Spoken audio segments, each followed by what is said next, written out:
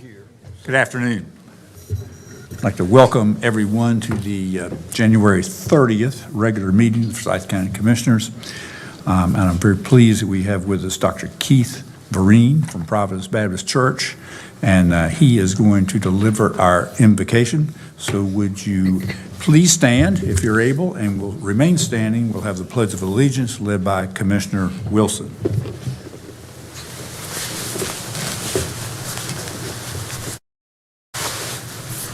We'll have it after, Pastor. Sorry. Let us pray.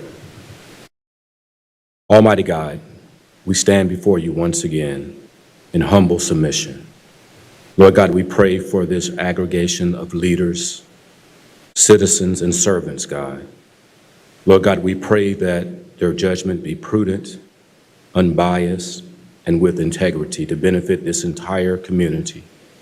We pray for unity, Lord God, within this Forsyth County and this city of Winston-Salem, that we're able to appreciate one another, our contributions, and our unique qualities that we bring to our neighborhoods, to our places of employment, to our worship centers, and to our brothers and our sisters. Lord, continue to bless us and keep us and give us the strength, Lord, to press on and to glorify you in all things. Let everything that we say and do be uplifting to you. Lord God, we offer a special prayer this afternoon for those who lost their lives last night in the tragic accident in our nation's capital. We pray for those grieving families this afternoon, God. And God, we ask you also to give strength to those first responders who have the difficult task, God, in this recovery effort. Bless them as they work in difficult conditions this afternoon. Lord, we just thank you right now that even in our grief, God, and even in our difficulties, God, and our troubles and our trauma, that we can still recognize your goodness. We can still see your omnipotence. And God, we just give you glory this afternoon. And we pray that all things that are said and done, that would be uplifting and glorifying to you. Let the redeemed of the Lord say amen. Amen. To the flag of the United States of America, and to the republic for which it stands, one nation, under God, indivisible, with liberty and justice for all. Pastor Vereen, thank you for being here. Citizens who are interested in participating in the public session portion of the meeting, please call 336-422-1200. You'll be placed on hold until the public session begins. And members of the audience who are wishing to participate in the public session portion of the meeting, would you please fill out a speaker card and give to our clerk, Ashley Matthews. If you haven't filled out a card, you may actually get one out front and bring it in at this time. The first item on the agenda is a resolution approving the revised legislative goals and submission of such goals to the North Carolina General Assembly. I think we had a replacement of the exact language for the two additional items. Are there any questions before we have a motion? Do we have a motion? Move approval. Motion approved by Vice Chair Wisenhunt. Second, please. Second by Commissioner Bessie. Any discussion? All in favor, please say aye. Aye. Any opposed?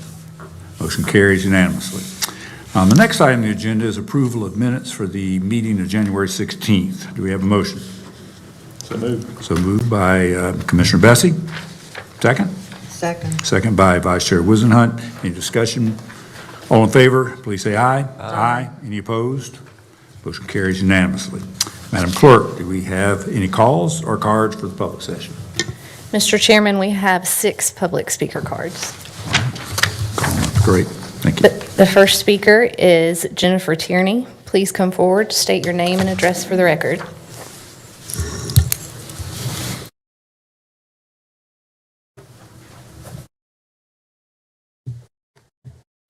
Good afternoon. My name is Jennifer Tierney. I live at 5724 Brightington Court in Kernersville.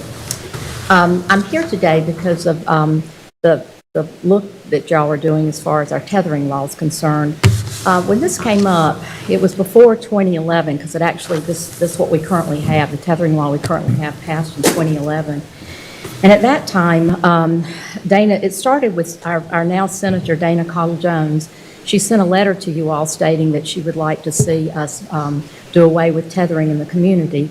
And then the animal welfare community, as many of you are aware, came together to push this agenda because there's so many negative aspects to tethering of dogs. And we then went to Wake Forest Law School to Professor Sue Grabeldinger, and that law department wrote the ordinance that we currently have. So it wasn't that animal welfare people wrote this. I have the letter. They can confirm that for those of you that maybe weren't here at that time. But they wrote that, and it was and it still is a good option for us. The reason they work is it improves animal welfare because prolonged tethering can cause physical harm, neck injuries, and psychological stress, leading to aggression and anxiety in dogs. No chaining laws reduce these risks. It prevents aggression. Dogs that are constantly tethered may become territorial and more likely to bite. Limiting this practice can make dogs less aggressive. It also encourages socialization, which encourages owners to interact with their animals. This protects our community. Properly cared for dogs are less likely to escape and become a public safety risk or pose a threat to others. I know that most of you are aware of this, but the statistics of the correlation between abuse in animals and abuse as humans is extremely high, up to 88%. It starts at around 55% for school shooters. It goes all the way up to 88% for those who are domestic violence. These animals, if you look at the definitions, and I'm not using studies that I got this from that were done by animal welfare, they were done by other organizations, that, if you can teach children empathy and sympathy between second and third grade, they don't really, if they learn that, they're less likely and very much likely to abuse animals. So this is something that's been very important to us. The animal welfare community is absolutely burned up and burned out because our population of unwanted, maltreated, malnourished, untaken care of animals in this community has skyrocketed. And instead of looking at ways to cause more of this damage to animals, we're looking for you all to please leave this in place and let us work towards, as a community with you all and the animal welfare community, to make this a better place for animals in our community. This would be, I just found, time's up, I just found out this morning that you were going to be here, so we got a few of our animal welfare people here, but I also want to really thank you all for the opportunity to address each and every one of you, and welcome to those of you that are new faces to me. Thank you. Thank you. Jeremy Thomas, please come forward, state your name and address for the record.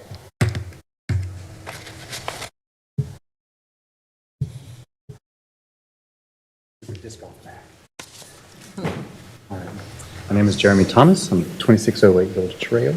Thank you for listening to me today. I'm going to talk to you about the Sturmer Park, the potential sale of that land. I understand that land is on University Parkway and Shadowline Driveway. It's a lot of traffic. I understand a lot of that sale would be the land right on that. Behind that and up to that road front is a park, once donated by, I believe, a member of the Haynes Corporation, Sturmer Park, and it is, I believe, contained by Sturmer Park Drive or Boulevard. Right next door there is an ARCA. It looks like a park. It has a gazebo, it has park benches, it has grills, but it is not part of the Sturmer Park. Sturmer Park looks a lot like Horizons Park, if you're familiar with that land. On that land is a disc golf course. It's not a very long course, it's for beginners. It would be great for junior tournaments and whatnot. It's not a high-level tournament property.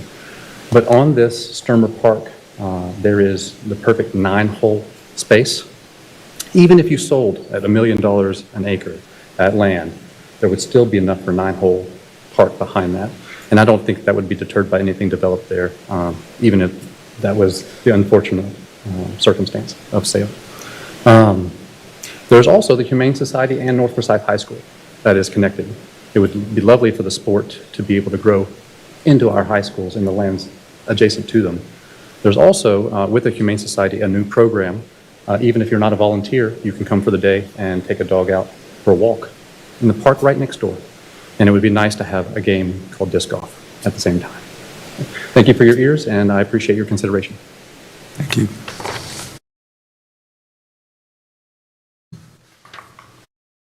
Ann Baker, please come forward, state your name and address for the record.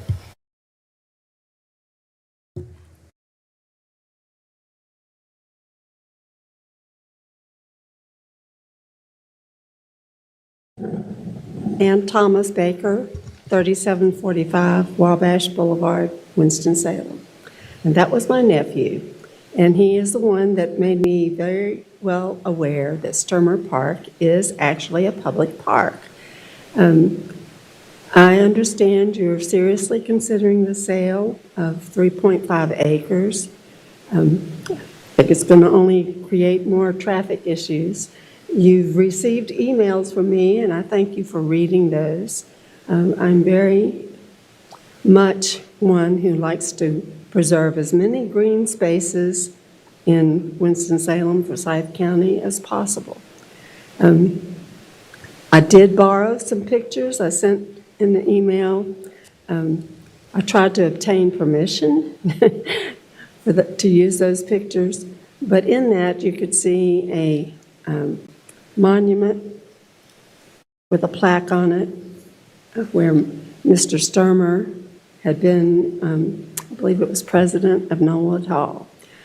I'll age myself here, I think you all had other words for it, but I was in the first class of North Forsyth, and it is very accessible. The land backs up to the land on Forsyth, North Forsyth.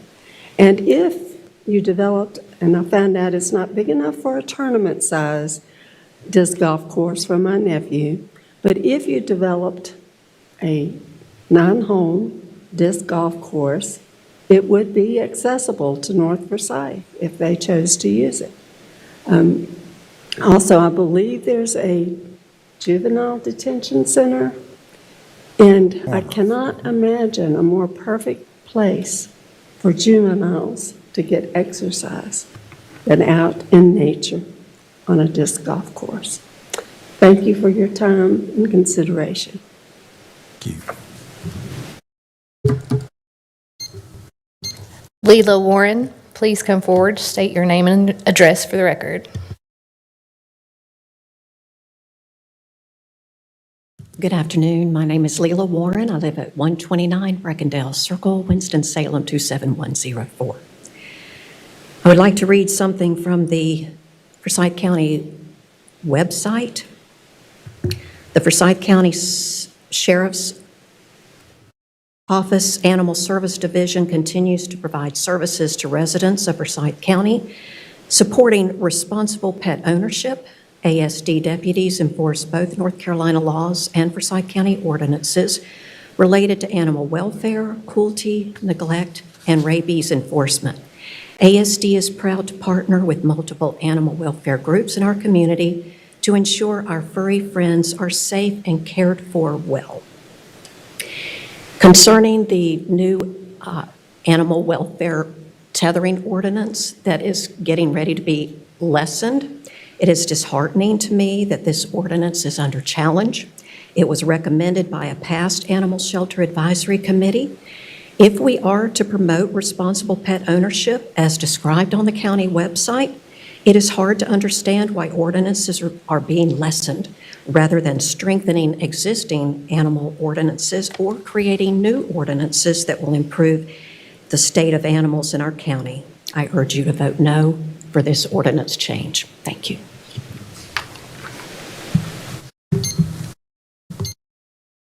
Lori Sears, please come forward, state your name and address for the record.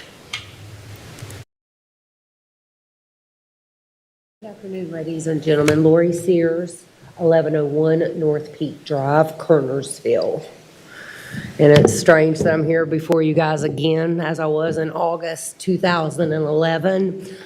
Past chairwoman of the Animal Control Advisory Board, past manager of the Forsyth Humane Society. as well as member of Forever Friends Board. And I'm just, was shocked, to say the least, when I found out this morning that you guys were reconsidering changing what we put into place in 2011. It's actually August 2011. I have the article I actually pulled out a few days ago from the Kernersville News from 2011, and it actually does state a sentence that I made in it, so my mom had cut it out, saved it for me. But again, I found this a couple of weeks ago, and it was brought to my attention that the anti-tethering laws were going to be amended, changed, and for the worse, not for the better. So for me, it's just, I'm really at a loss for words in regards to us lessening the animal welfare in the community versus making it greater, which our anti-tethering ordinance has done. With these dogs, the main thing that I see, they're going to be tethered and not supervised, are going to be an increase in unwanted litters of puppies for the most part, which our shelter doesn't need. We don't need to spend money on, all these puppies that will be coming in if changes are made to lessen the tethering ordinance that we do have in place. Actually, the public, was made aware of this in 2011. We gave them 2 years to educate them and to let them know, hey, look, this is coming up. This is what you're going to have to do for your dog. And we have seen a reduction in some of the cases of that animal control has had to manage due to the not being able to tether the dogs. So again, I'm past manager of the Forsyth Humane Society, past chairwoman of the Animal Control Advisory Board. I was chairwoman for 3 years, and this is a lot of work that was done in the public and the animal welfare community to get this anti-tethering law passed or ordinance passed, and now to see it lessened. I just, like I said, I'm at a loss for words, and I just found out this morning that it was being done. And if you don't mind, if I could approach and hand you guys each a picture, do you mind? This is a picture of a deceased tethered dog. As from being entangled in the chain. So, Serious, we're at 3 minutes. If you could just wrap it up. okay, all right. But again, here was a letter in the Kernersville News editorial that was posted about the tethering ban passed in 2011, and to see it go backwards instead of us go forward as a community to protect the animals in the community, I think that would be a shame and a disgrace. And also Senator Dana Cottle-Jones would be here. She's on her way home from Raleigh. I did have conversations with her this morning, and each of you should be hearing from her as well, because she does not support any changes to the current tethering laws. So thank you guys, and again, please do not change what's already in place. If anything, change it for the better, not the worse. Thank you. Thank you. The last speaker is Elaine Teeter. Please come forward, state your name and address for the record.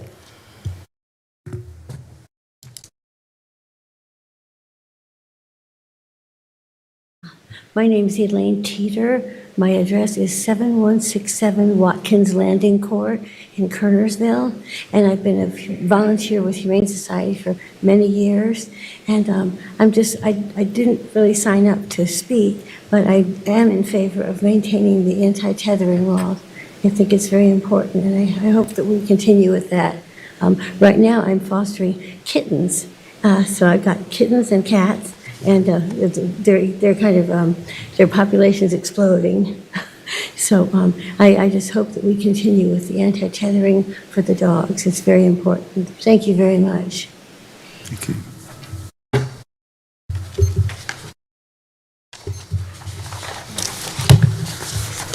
All righty. I think we are ready now, Ms. County Manager, to continue with the remainder of the agenda. Thank you, Mr. Chairman, and good afternoon, Commissioner, staff, and guests. The agenda items before you have been briefed and hopefully questions answered.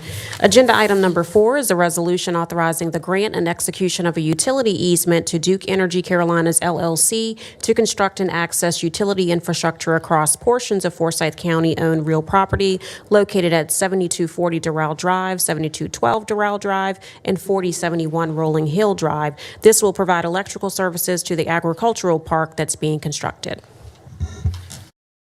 Do we have a motion? Move to approve. Motion by Commissioner Linville. Is there a second? Second. Second by Vice Chair Wizenhut. Any discussion about the utility easement? All in favor, please say aye. Aye. Any opposed? Motion carries unanimously. Agenda item number 5 is a resolution authorizing publication of an offer to purchase county-owned real property by negotiated offer, advertisement, and upset bids procedure at 0 Kevin Drive in the amount of $19,100, which is equal to the expected tax value of the property. Do we have a motion? So moved. Motion by Vice Chair Wizenhut. Second. Second. Second by Commissioner Linville and Commissioner McDaniel. Any discussion? All in favor, please say aye. Aye. Any opposed? Motion carries unanimously. Agenda item number 6 is a resolution authorizing publication of an offer to purchase county-owned real property by negotiated offer, advertisement, and upset bids procedure. It's a 3.5-acre portion of 5580 Sturmer Park Circle in the amount of $3 million. I do just want to clarify that this is not currently designated as a county park, and it is not maintained by our Parks and Recreation Department. Mr. Chairman, I have some questions. I'd like to, Mr. Kirby, to review this, and I might have a couple for the attorney. Yes, sir. Would you like me to profile the offer or? Well, yes, just go over that procedure. To publish the offer that has come forward to us, if there were no upset bid after that, then would we be taking another action in order to execute it, approve it? Yes, sir. That's right. It's the sale of surplus property with the advertisement and upset bid procedure is a board action process. So if you were to authorize, or the board were to authorize publication of the offer today, we'll work with the clerk to put out a 10-day notice of the upset bid. If there were no upset bid, we would bring back the last and highest offer after that 10-day period closed.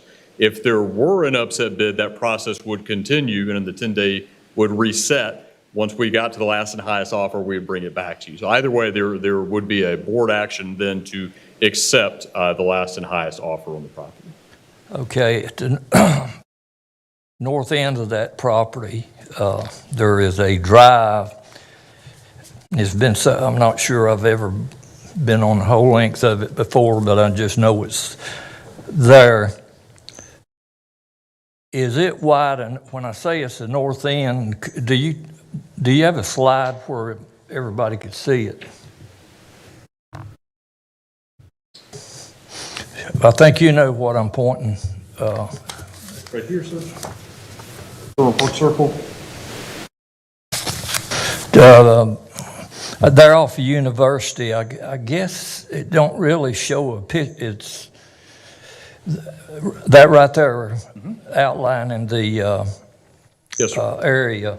Is that the drive main one coming off of Chatillon? Yes, sir. So this is the turn-in. I mean, University. University's where I'm. Here is the University turn-in. There's a bus shelter right there.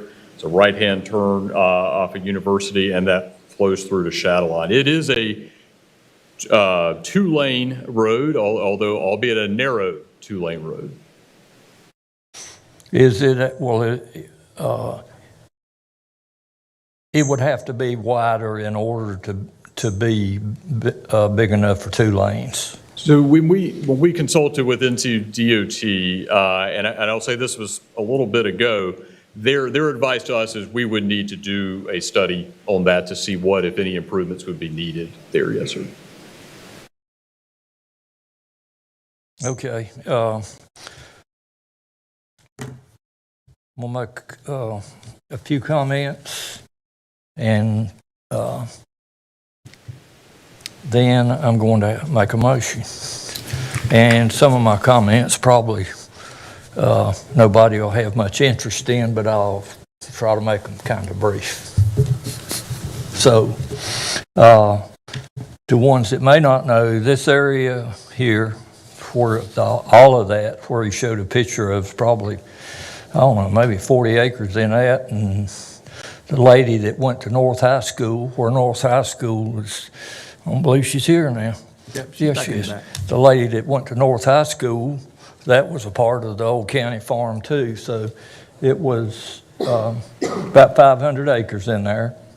Went all the way up to where the Haynes plant, I don't know what they actually call it now, up where the old Cy Works is. That's still a part of the land, but that's all of what's left. So that's just something that I had followed over time, and I tried to find when it evolved, but I didn't dig deep enough to find out when the county farm started. And I would say to you that our neighbor in Guilford County, they still have a county farm just over to the east of, kind of east side of Greensboro. So with that, I know everybody's got their own opinion, that's okay. And mine is, I haven't wanted to sell it, and it can just still be there. I guess it'll happen someday. It might be sooner, or it may be later. I know it's a person that says everything has a value on it.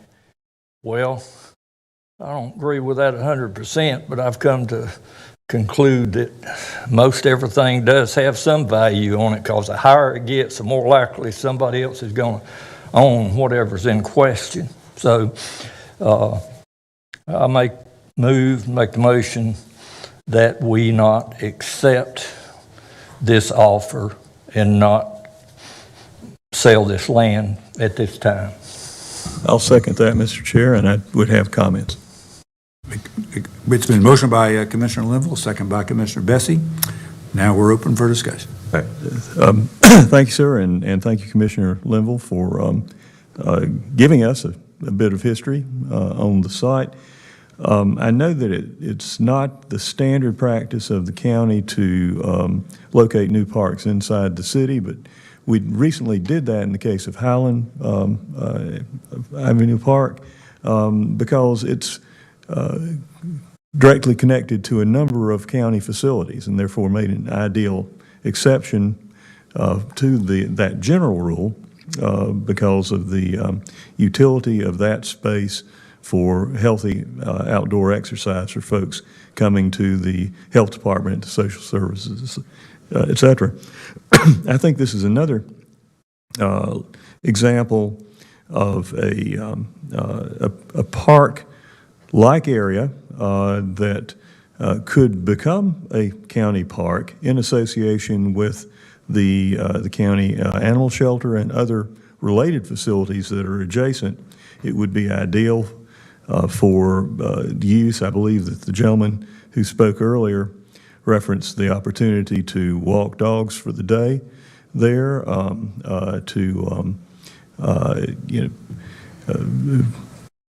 consider adoption of the animals, and that would be a very low-cost park opportunity. In addition, we could, reference the history of the area and its former use as part of the county farm. with a historical marker. It would be a candidate that we could nominate for a historical marker, and that would, again, help preserve some of the history of the area that Commissioner Linville drew to our attention. So I support the motion. Is there other discussion? I would like to, I would like to speak in opposition to the motion. Parks are very expensive, and Forsyth County has provided the county with many, many parks, and we do a very good job, but they're very expensive. We asked Kirby to put this on the market. We gave him permission to put it on the market.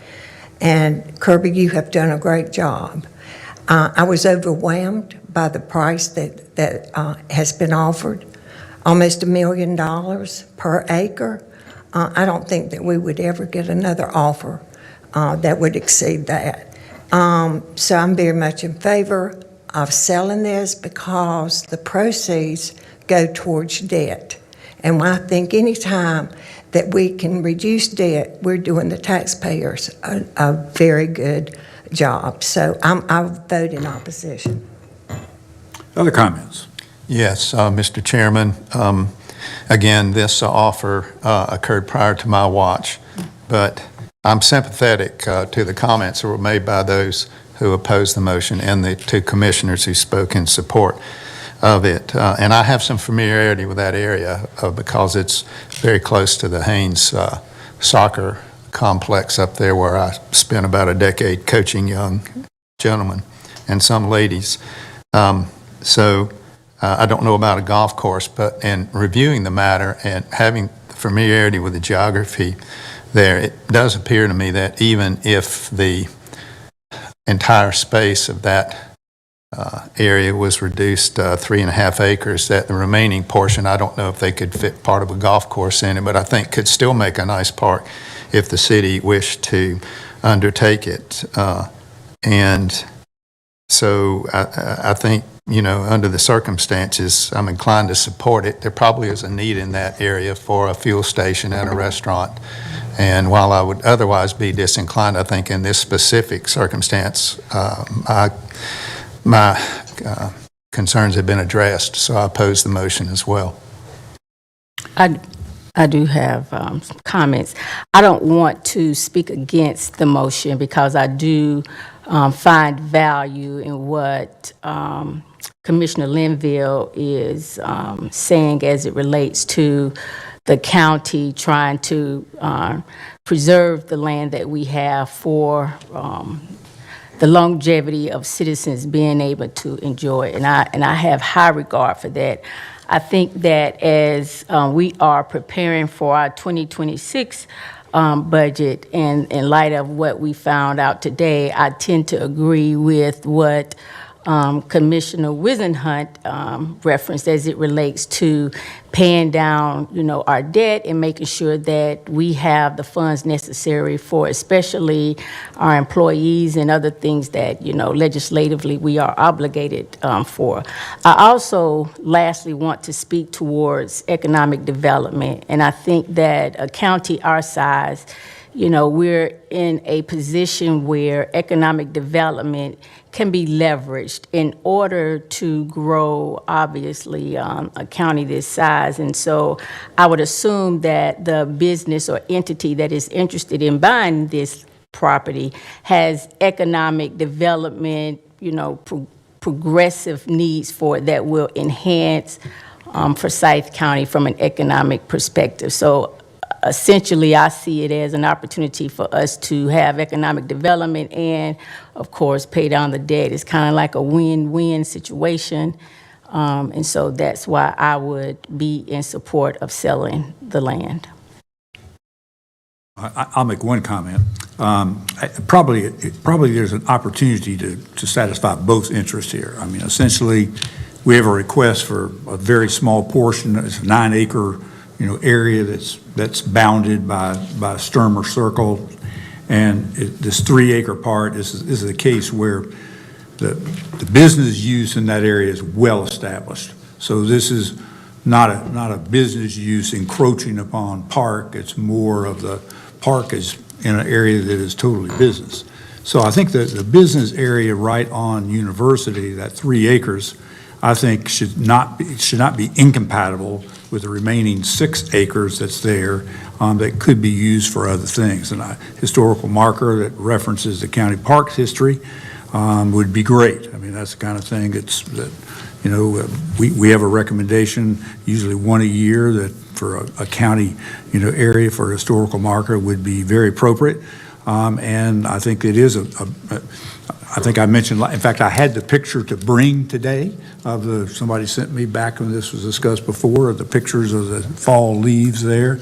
And this part, the part that we're talking about selling, actually has very few trees on it and is the closest to the road, and the whole property slopes to both Chatelaine and University. So I'm opposed to this motion, but I think there basically could be both interests could be met with that. So any other comments? I believe, Commissioner McDaniel, you're the only one that hasn't spoke. If you'd like to add your 2 cents in, otherwise we can just vote. out 2 cents, so you're fine. I am not going to be supporting this today. I've heard all of the arguments from the other commissioners, but I do live in this area. And I will tell you that the traffic would be tumultuous for our community. And I think that we could do other things with this land for our future. I appreciate the history, Commissioner Linville, on that. So that's my 2 cents. Thank you. All right, so the motion before us is to not continue to ask for upset bids. We've had a motion and a second. So if you vote for this, you're voting not to do it. Vote against it, you're voting to continue it then. All right, we'll have a separate motion. So with that said, all in favor, please say aye. Aye. Those opposed, please say aye. Aye. If my ears were correct, I think it carried 4-3 against it. Well, I have another motion. All right. If I was probably could, not quite as sharp as Mr. Wilson as an attorney and Mr. Gordon, but I've learned a few things and some of the others that I've run across. So, okay. I feel compelled to do what I'm going to do next, and I hope that you will at least give it consideration. Madam Clerk, would you pass this out? And my motion is, and what's being passed out here is, and it was provided at my request by the tax department at the most expensive land that has been sold, just land in this county as far as they know. So what I'm going to do is to make a motion to not accept this offer at this time and not to publish it. And this is some consideration for, I believe that even a higher price can be got. And so since I failed in the other, I still feel compelled, and it's my obligation to see if we're going to dispose of land that we get the very most we can out of it. Mr. Chairman, if I may. And if there's something that I've missed in the motion that needs to be in there that you think might be my intent, let me know. It would not be proper to make another motion against this. That has already been voted on, and there was discussion. If you wanted to make a motion to table it, that's something you could do, or to continue it to a certain date. But What about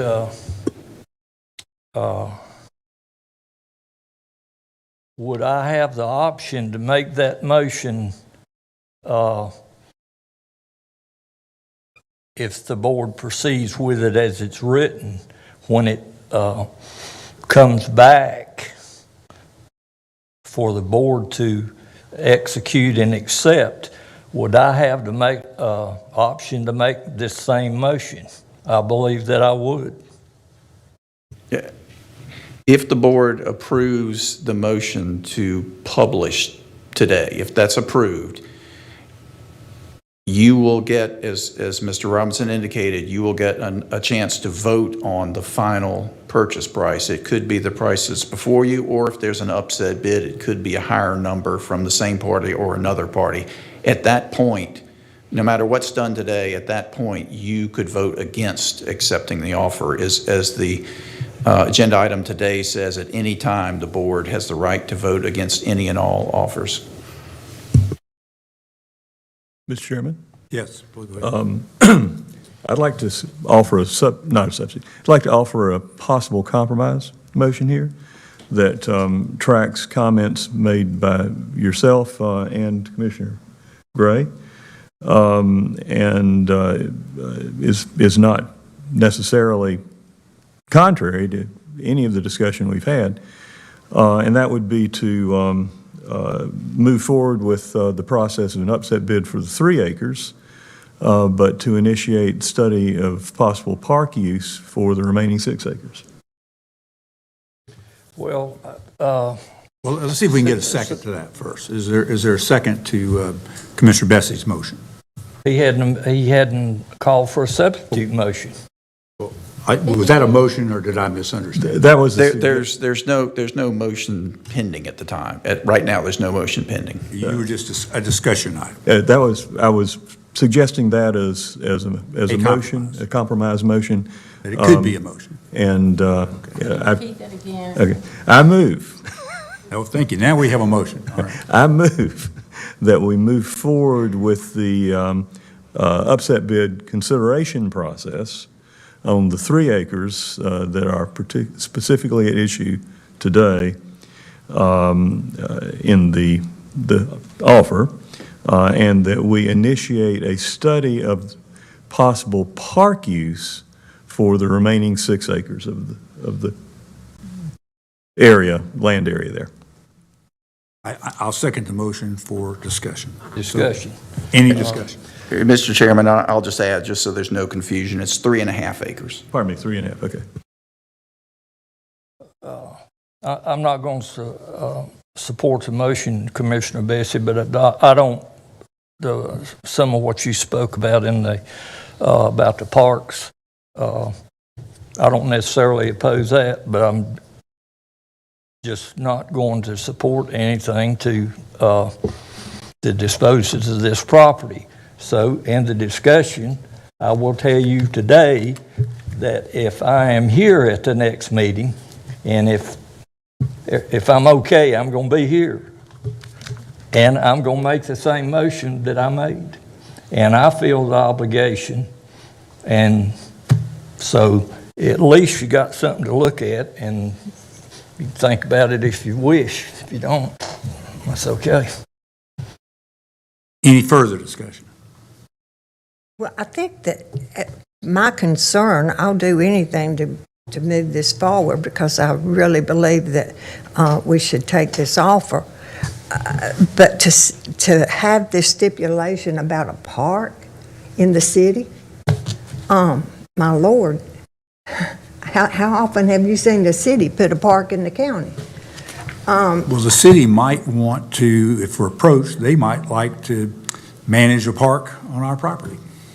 Well, I find that to be doubtful also. I said might. Well, and just to be clear, in my motion, first one, not to sell the property, I didn't mention anything about I'm not talking about your motion. I'm talking about. Okay, well, I just want to be clear that. I hate to move forward with one thing I'm very in favor of, and the other thing I'm not in favor of. That's a pretty difficult vote right there. Well, if I understood the motion and seconded it was to study whether or not there was value in a park. And I think a study could involve talking to the city. It could involve an area for a historic marker. It could involve something else. So I'm not opposed to exploring the concept of that. I'm not opposed to that. Well, in the beginning, when we started this, we gave Kirby the approval to put the entire area on the market. We did? Did we not, Kirby? I think, did it end up, was it half of that area, about 5 acres? Commissioner, thank you for the question. In April of 2015, I believe the board declared 6.07 acres, a portion of the property, as surplus and put out an RFP for a $5.1 million. Right. The land right in front of the animal shelter was not included in that. The western side closest to that. Which yes, is the part closest. right in front of the animal. What date control. was that again? I'm sorry? What date? April 2015, I think, is when the board action was. And essentially what that did is let the commercial real estate community know that the board was open to offers. And so that's why over time you've had some offers. But Kirby, sorry, clarification, didn't we also recently in fall ask the board about this property again? Can you? It was part of a larger real estate update that we did, yes ma'am, on the Hall of Justice, Cyworks, and Sturmer Park. I do have a question relative to the DOT guidelines. Was there ever a traffic study that was shared with us? There wasn't a specific development proposed at the time, so there wasn't really anything for them to study then specifically. So I think what you would have, if you had a developer looking at this property, they're going to go through their due diligence on that, and part of that is going to be a site plan. They're going to talk about, what they're going to develop there, and I think that will give a specific thing for DOT to study. It's sort of the impression I came away from in that conversation. So am I understanding that even if we were to approve this, it still has to go through the DOT for approval? So, yes, ma'am. So what'll happen in terms of just the holistic process, if you were to approve this, let's say nobody upset it, it comes back in roughly a month to you to approve. At that time, there's going to be a contract for you to approve with that amount. And that contract's going to talk about the due diligence timeline that a developer is going to go through. But if you were to authorize that second action, you're authorizing the manager to sign the contract. And as long as the developer performs under that contract, the property would be conveyed. That's helpful. Thank you. Yes, ma'am. Any further questions? All righty. And I'll just to recap. Commissioner Bessie's motion is to begin the upset bid process for this 3.5 acre sale and to have a study completed on the potential of parkland for the remaining roughly 5.5 acres. All right. All in favor, please say aye. Aye. All opposed, please say aye. Aye. If I heard Commissioner Wilson, was that an aye yet? Are we in favor? Yes. All right. So the motion carries 4-3. Did I get that correct? Should be 5-2. Did I miss a no vote? Well, maybe That's here's what a I case thought, where too. holding up our hand. A How many hand people- vote would be great in this instance. That hand vote would be helpful. We just switched away from hand votes. Let's try it this way. All in favor, please raise your hand. Now, all opposed, please raise your hand. My ears were correct, 4-3. Motion carried 4-3. All righty, we're ready for the next item. Thank you. Agenda items 7 through 9 can be taken together. 7 is a resolution approving refunds by the tax assessor collector in the amount of $1,500.80. 8 is in the amount of $4,962.37, and 9 is in the amount of $13,496.04. Do we have a motion? Move to approve. Motion is approved by Commissioner Linville. Is there a second? Second. Second by Vice Chair Wizenhut. Any discussion? All in favor, please say aye. Aye. Any opposed? Motion carries unanimously. Agenda item number 10 is an ordinance revising Chapter 6 of the Forsyth County Code entitled Animals. This item was brought to the Commissioners by the Animal Services Advisory Board, who's recommending deleting the requirement that an owner or keeper have to be outside with the dog. The chair of the Animal Services Advisory Board was here last week to discuss this item.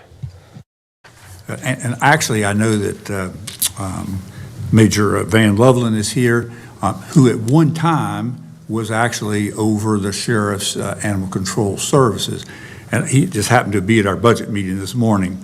And I asked him if he could come, if he would just come forward and talk a little bit about the number of violations we have had relative to our tethering ordinance. Thank you, Mr. Chairman. Good afternoon, Commissioners and Madam County Manager. So just to give you a quick, real brief history on this, the Forsyth County Sheriff's Office assumed the animal services functions in July of 2019. At that point, we were working under the old Chameleon system, which was their records management system. That has since gone away, and that data is not accessible. We moved to our computer-aided dispatch system in 2021, and we were training our dispatchers on how to log calls when they come in. So the data I've got for you is from 23 and 24. That way I know that that data is very accurate as far as our communicators were trained at that time to log calls appropriately. When someone does call in, if they call in and say, you know, the dog has been tethered and there's no food or water and it looks sick, then the communicator makes a determination how we're going to enter that call, whether it be we enter it as a tether call or we enter it as a cruelty neglect or something of that nature, because we can only have one type of incident in our computer dispatch model. But with that, in 2023, there were 11,980 calls total to the Sheriff's Office for animal services calls. Of those, 250, or about 2.08%, were logged as just a tethering call. Of the 250, we wrote 17 citations and gave one written warning, which was about 7% of the 250 tethering calls. In 2024, we had 9,557 total calls. Of those, 206 were logged just as a tethering, again, about 2.16%.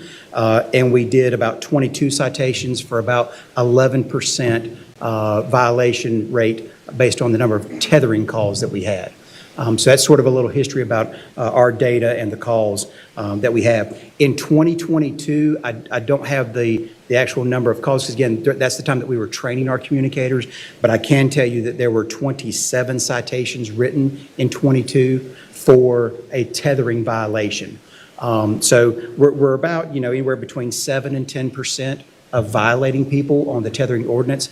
A lot of that comes to the fact that a lot of times we go out and we educate people on the ordinances, and we try to assist them by putting them in touch with welfare groups, things of that nature. As most of you probably know, animal ordinances are not something that the normal citizen knows, and they're not educated very well on them. Most of us know the general basic laws of the land, but animal laws or ordinances can be kind of specific, and most people just, you know, we don't learn those growing up, or we don't learn them in school. So a lot of what we do is educating the public, so we don't always just immediately violate them or try to punish them. We try to educate them, and a lot of times that helps with our rate as far as, you know, getting them into compliance. And I know that you do not have, you're not a part of the animal control arena Correct, sir. now. Yep. And I'm only asking just as an opinion, the change that's and the change that was recommended to us by the Animal Control Advisory Council is simply the difference between the ordinance currently says whenever a dog is tethered, the owner will be outside with the dog. Correct. The change is to have visual contact from inside the house versus being outside all the time that the dog is tethered. And based on these citations, for which I would count up in my head about 65 or 70 in 3 years, roughly. Correct, sir. Do you think was there any difference, do you think, whether, I mean, I assume that the real violation was because it wasn't a question of just outside, there was nobody outside, inside, or anywhere. The dog was being basically abused because he had no supervision. Yes, I would say that most of these citations that were written was that there was no one there at all, and the dog was tethered. If we go out and typically the owner is there, or we can locate them on the property, or whatever, we more times than not we educate them on the ordinances, because again, a lot of people don't know those ordinances, and so typically we don't cite them there. We just educate them on the ordinances. So those citations that we did write were where there was no one around, no one there. And those are going to happen no matter what. You're going to have those, and we'll continue to have those calls. But most time, or I'd say probably 99% of the time, if we go out and there's someone there, we're educating them, getting them the assistance, or referring them to welfare groups that can help them contain their pet, and of course, making them responsible pet owners. And in your educating them, was there a lot of discussion about that they had to be, was there a big emphasis on being outside? Or was it more, Yeah, or is it more of an emphasis that you're not going to let your dog, you're going to have some water and food and not be too cold and not be too hot? And a lot of that would depend on the call. You know, if it was a cruelty and neglect call, we would talk to them about water and food and shelter and things of that nature. If it was just a tethering call and they had access to food, water, and shelter, then we would educate them just on the tethering of it. You know, our guys, they regularly carry brochures around with the major ordinances listed in them, so that way we hand that to them as a reference as well. They still do that today. Our officers do that today. So again, a lot of it's more about educating them, because we do understand that most people do not understand these ordinances. So and this is, if you don't want to answer this, don't answer. But it's just my opinion, that after, and I heard from the previous, I guess it was back before the chairman changed, and the current chairman was here last week, and I talked to the previous chairman, that quite frankly, I don't think it makes much difference. It doesn't seem to make much difference if you're outside or inside. It's almost like that line could be taken out of the whole shooting match. But and so that's my question. I mean, is that really an important component of protecting dogs, whether you're outside or visually from the inside? I think the important component is that there's someone there that should that animal or dog, whatever, get in distress, there's someone there to take care of it, whether they be inside or outside. And I'll tell you from my previous experience of working with the board, you know, they had talked about this a few years back before I moved on in the sheriff's office. And so we talked about it some, and the board at that time felt like it was very restrictive. And they were talking about it even then about trying to loosen the restrictions a little bit of, you know, that you could be inside as long as you can see the animal, so that if it's in distress, you can get there. So the big issue for us is when we go and there's no one around at all, that's when we really have an issue, and we either cite them or we take the dog and take it to the shelter and try to inconvenience them a little bit, so that we sort of get them to understand that they have to follow these guidelines and make sure that they're being responsible pet owners. That's good. That's been very helpful. I appreciate you taking your time to come over, and maybe someone else would have a question. Excuse me. Thank you for all of that information. You're I welcome. appreciate that. But looking at this photo with the new language, how do you believe that someone can be in the house, the phone's ringing, you're attending to a child? How long does it take for a dog or an animal to die being tethered like this? But you're supposed to be in eyesight. How long? I can't answer how long it would take for an animal to pass away from that. But I will say, from my understanding of what they're recommending is you have to be within eyesight. So of course, if they're not within eyesight, that would be a violation of the ordinance. Part of it is that us being able to determine that they weren't within eyesight of it. And that's, you know, you can throw all kinds of scenarios out there. I know at one point when they were initially talking about this, when I was still over the animal services area, they were looking at possibly putting like a time restriction on it. It could be on a tether for only a certain amount of time. And from a law enforcement standpoint, we were like, well, we don't have the personnel to go and sit and actually time. We don't know what time it was put out there. And so it was very difficult. And so we were trying to help the board figure out where they wanted to go with this ordinance, because they did have some that were like, yeah, we can't go down that road because it's just not enforceable at all. And so, but as far as, you know, the time of that, I can't answer that question. But again, it would be for us to try to determine, were they within eyesight of it? Were they not?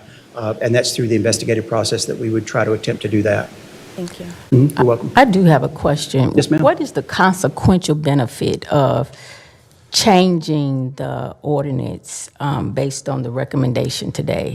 So if I'm hearing correct from Commissioner Martin, so the change is that currently, if your dog is on a tether, you have to physically be outside with it and right there with it within eyesight and everything else. The change is that you don't have to physically be outside with the animal, but you have to be within eyesight of it. So I could have a tether attached to my porch, the dog could be out on the tether, and I could be sitting either just inside my door or in my living room looking out the window at the dog. That would be within eyesight of it. So that's the change, if I'm correct, that they are recommending. That's what I understand. Yes. So eyesight versus being, Physically being there with it, yes. how would we, And that could be a matter of, Commissioner Woodbury, that could be a matter of feet. If I'm physically there with it, if I've got a tether and I'm sitting on the front porch, the tether, really, there's no distance. It could be 20 or 30 feet away. I'm outside, the dog's outside, and it's on a tether. That's legal. Versus I may be closer to it if it's attached to the porch and I'm sitting just inside my door in my living room there. I might be only 5 or 6 feet from it. It really just depends on the scenario, and each one of them could be different. it just seems like to me that the adjustment to the ordinance may not really be getting at ultimately a real significant difference in protecting the dog and people from, if anything, is the dog is going to attack per se a person. I just don't see. Yeah. And so in my opinion, I would be in favor of changing it to probably produce another problem. I would be more interested in, is there another version of this ordinance that could really get after what the public is trying to do, primarily make sure primarily making sure the people are not being attacked by dogs, and then also making sure that we're not being inhumane to the dogs. So those are the things that I see where the road meets the rubber, and I just don't see how this change in ordinance is per se doing it. I will tell you, just based on my experience from being up there for the 4 years that I was there, the number of calls that we can see, as you can see, about 2% of them are referenced to tethering.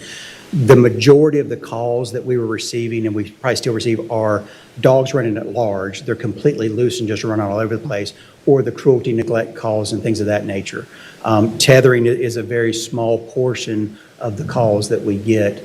And that's just a fact of the way it is. As far as changing ordinances, as you know, and all of you know, it's about what does the person want to do, and will they be responsible?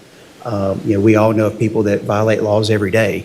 And so that's, where do you find that happy medium? And I would agree with you, and that may be something that you may want to go back to the Animal Advisory Board if you want to look at a different version or whatever of what sort of they're thinking.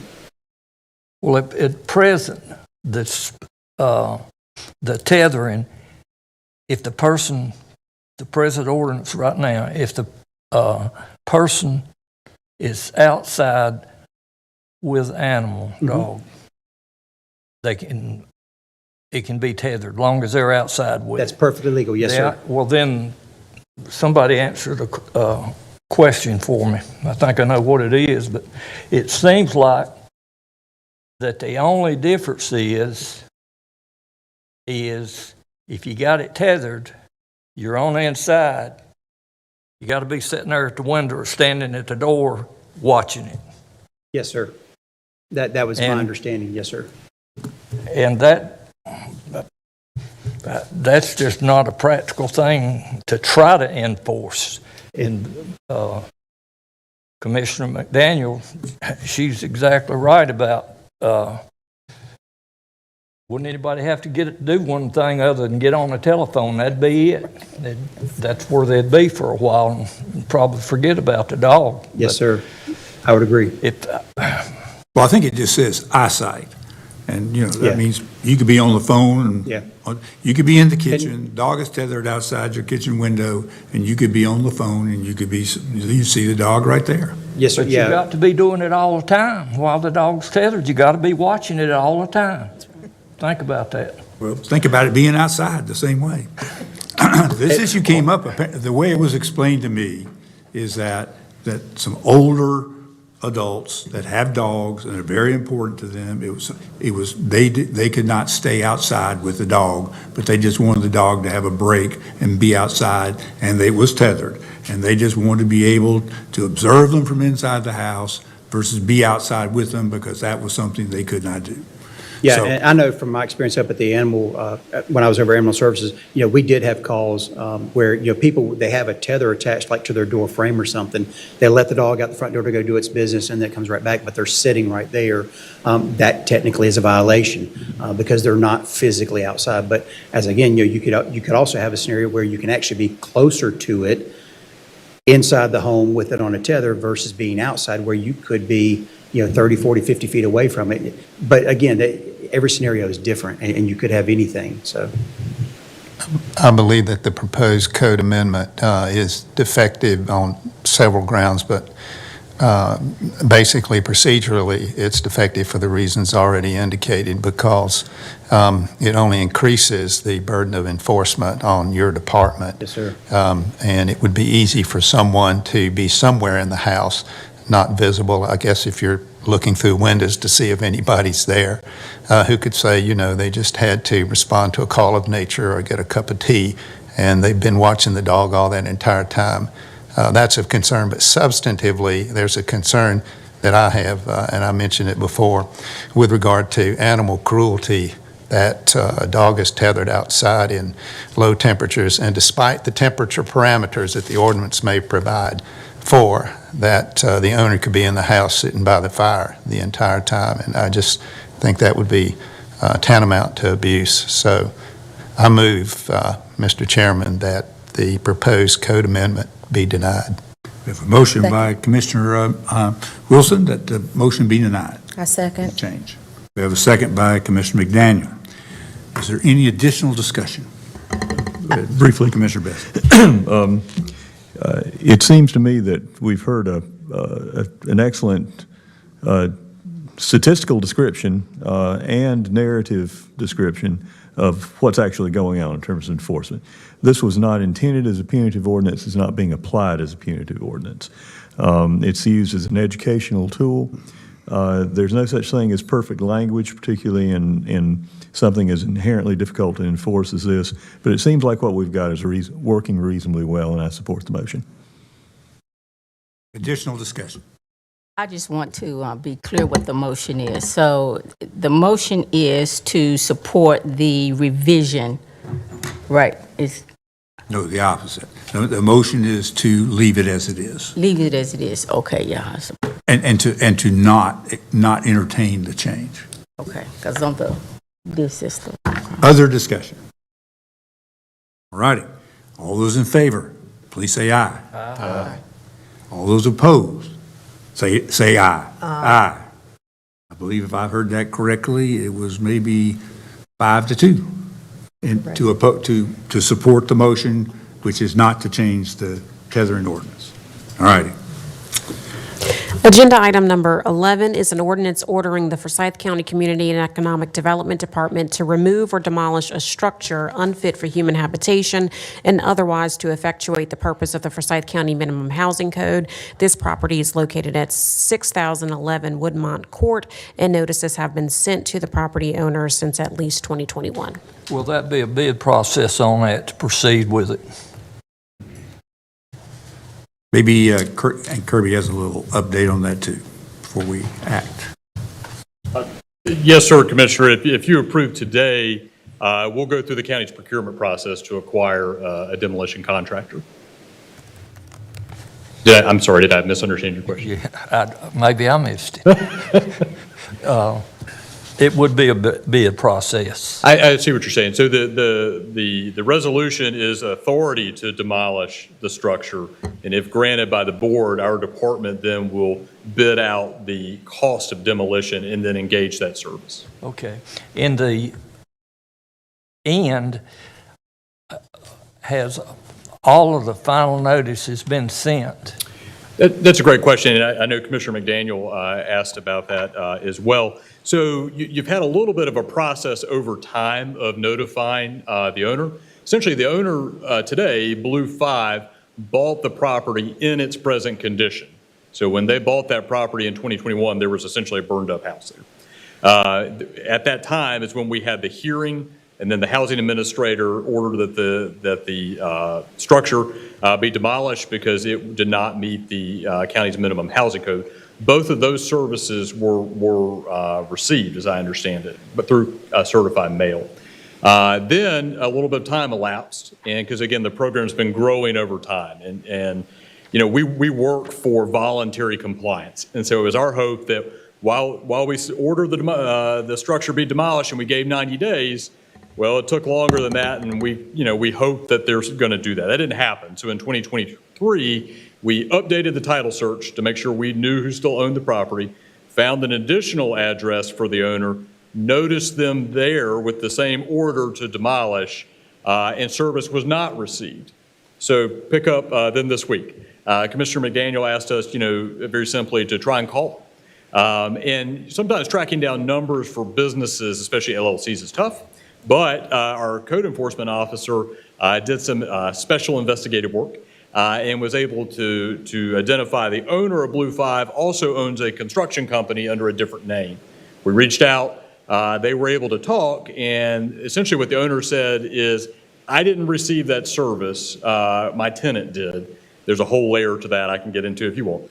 But they said, I can try and demolish that within 90 days. That's where we are today.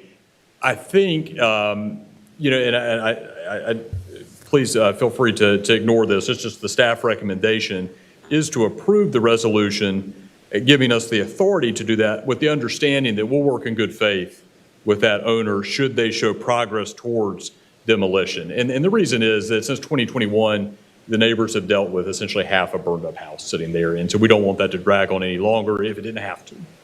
Well, if this is approved, and I reluctantly kind of support it because I just do. To send another, after this decision is made, another certified letter saying that the motion is, or it's been set to give a time period. Did the certified letters that was sent, did it go to the same address as the tax office has? So yes, it's my understanding that then went to an address in Charlotte that was in the name of the owner of the company where it was received. Now, it was signed for by a different person who ended up, according to the owner, being a tenant of that property. Now, of course, we have no way of knowing who that is. So I think when we worked with our attorney's office, they agreed that our service in that respect, and I don't want to use words like legal. Well, the reason that I ask if you used the tax office's address or send it to what the tax office sends the tax bills to, that's probably more than likely the right one. I can certainly confirm that. I think we actually go a little bit of an extra mile and hire an attorney to do a title search. And so we're doing our best to get those notices where they need to go, again, because we want to work for voluntary compliance. And I'll say again that if approved today, we will certainly work with Mr. Robinson, no relation, and for, again, voluntary compliance there. And if he's showing good faith efforts to demolish that structure within 90 days, the county will not expend funds to do that. We'll let him do it. So if we were to approve, I'm going to just follow it, just emphasize, if we approve this today, in 90 days, there'll be a contract to demolish or it be demolished. In other words, this has been going on for 4.5 years. And if I lived next door to that property, I'd be one unhappy camper. Yes, sir. And I actually drove out there and met one of the unhappy campers. And so I understand. What I will say is, if approved by the board, we will follow the county's procurement process to bid out this demolition service. By the time we bid that, contract for it, and issue a notice to proceed to that contractor, it will be no less than 90 days. Good. So do we have a motion? Oh, sorry. Excuse me. Kirby, I understand you're following procedure. I don't necessarily agree with our procedure.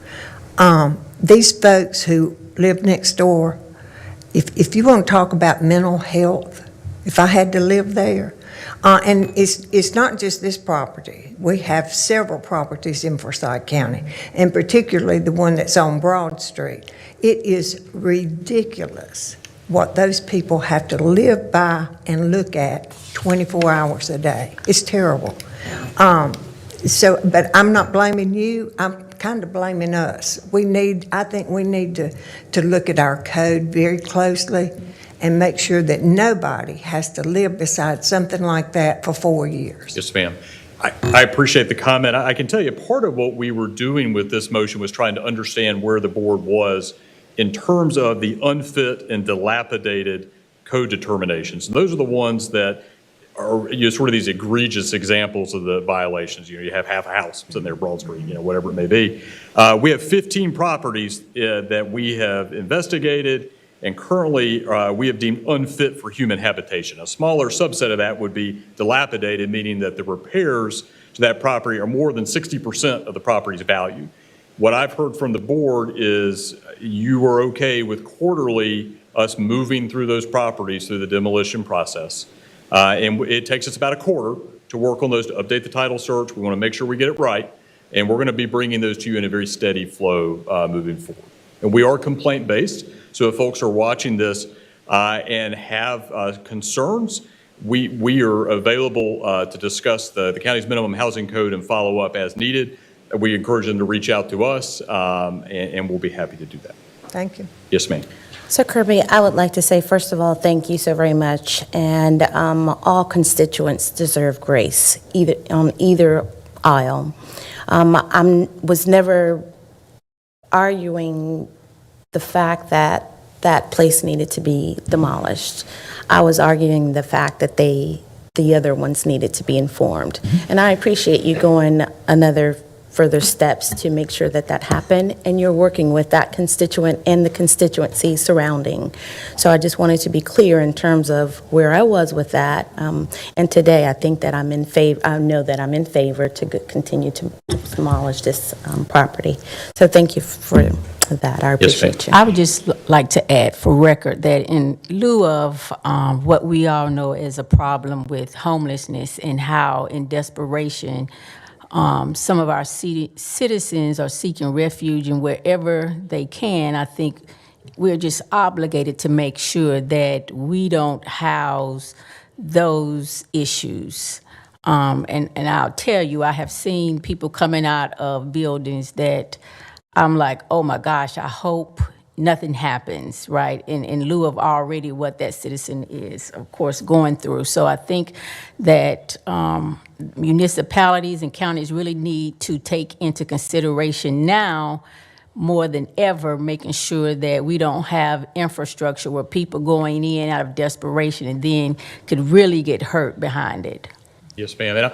And part of our process can be to post physical notices on the property stating that these are violations, is unfit for human habitation. We'll be sure we can do that to the extent the code allows us. And Commissioner McDaniel, I'll just note, thank you. There is a personal touch to this sometimes, and we will be searching for phone numbers moving forward just to make sure. Why do you have to wait 90 more days, or is that just how long it's going to take? We You got two don't. trigger dates. Okay. We don't, but we thought in good faith, it'll take us that long anyway to get the package ready. All right. So, do we have a motion to authorize the demolition of this house, to begin the process? Get it going. So, motion by Vice Chair Wizenhut, second by Commissioner Bessie. Any further discussion? All those in favor, please say aye. Aye. Those opposed? Motion carries unanimously. We can take agenda items 12 and 13 together. They are our reports. 12 is the November and December contribution-based benefit cap report, and 13 is the December financial report. Move to approve. Motion to accept the reports from Commissioner Linville, second by Commissioner Bessie. Any discussion? All in favor, please say aye. Aye. Any opposed? Motion carries unanimously. Before we adjourn, Shaylee Bowens, I apologize. Shaylee Bowens, our Geographic Information Officer, is going to brief us on two public hearing items that are scheduled to be heard at the February 13th, 2025 meeting. Good afternoon again. So I'll start with the item that you all have seen before. It's the closing of an unopened right-of-way off Creek Ridge Lane. So again, the petitioners were Susan and Edward Christian. The City County Planning Department concluded there would be no negative impacts to closing this right-of-way. It is located in unincorporated Forsyth County on the north side of Creek Ridge Lane between 4347 Creek Ridge Lane and 4351. The unopened right-of-way is 60 foot wide by 180 foot long, and the public hearing date is set for February 13th. Here is the petition from the Christians. Here is the plat from, I believe, 1981, where this right-of-way was designated as a potential street in the future. Wanted to show kind of a zoomed out version. Here's the property. The Christians have notified both their neighbor here to the east as well as the property owner to the north that the public hearing will be is set for February 13th. They notified them via certified mail. And here's just a zoomed in version of what this land looks like, the street view, and then continuing to comply with everything that is required. The notice of public hearing has been posted, and the Christians have had the Winston-Salem Journal notice posted and gave us evidence of that being done so that it would be posted for 3 weeks prior to the public hearing. With that, are there any questions? Any questions for Shaylee? Okay. I'll switch over to the new item. Well, be good if we were at the beginning of the new item. Okay, here we go. So we received a proposed street naming. The petitioner was actually the town of Kernersville. It is to name an unnamed segment of SR 4312 Rosewater Avenue, so it is not the entirety of the street. There is only a segment of the street that is within unincorporated Forsyth County. I will show that in a second. And the primary reason is to allow for current and future development to be addressed off of Rosewater Avenue. So in this map here in the grayish tint is unincorporated Forsyth County. This orangey color and this orangey color is Kernersville. So it's just this segment that we are needing to adopt a public hearing on, it being named Rosewater Avenue. Based on our latest communication with Kernersville, their board will be seeing this item February 26th, and they do not have to do a public hearing. And they would be seeing that this portion and the portion that goes back this way is named Rosewater Avenue. And you can actually see over here some of the development that is currently underway in this area. Consistent with general statute, a county shall not name a road until it is held a public hearing on the matter. Notice must be posted at the county at least 10 days prior to the public hearing. Notice posted at the post office and library nearest to the street to be named at least 10 days prior. Our office takes care of that and ensures that that is sent out well beforehand. Notice published in the newspaper at least 10 days prior. Following the public hearing, the local postmaster will be sent a notice, as well as the Board of Transportation, and any city within 5 miles of the road will be notified. Given our actual addressing manual and state statutes, the proposed street name is consistent with our policies. It does not sound like a different street that we have. It does not duplicate a street name that we have. It falls within all of our parameters. So staff does recommend naming that segment, the unincorporated segment, Rosewater Avenue. With that, are there any questions? Did you say at the beginning who initiated this request? Town of Kernersville. Has the property owner that unincorporated road runs through, I assume, are they interested? Do they have an opinion? Do they know about, I assume they've been just talked to? I assume so. It was given to us with the documents, the plats of the new development, saying that they just wanted to be able to address some of these developments as Rosewater. So there is a plat to develop that gray area, blue area? Yeah, this little section in here. Oh, that section over there. Yeah, they're starting to get development through this area, and they have nowhere to address it off except Union Cross Road at this point. A key person, I think, is obviously the owner of that blue area. That's- Where's the main crossroads? Can you blow that up a little bigger? Or you can just tell me the name of it? So it's off Union Cross. Okay, Union Cross. This is off eastbound. Look at me, Glenview Drive. I'm trying to orient myself. Of course, that road's not. Well, Glenview goes over here.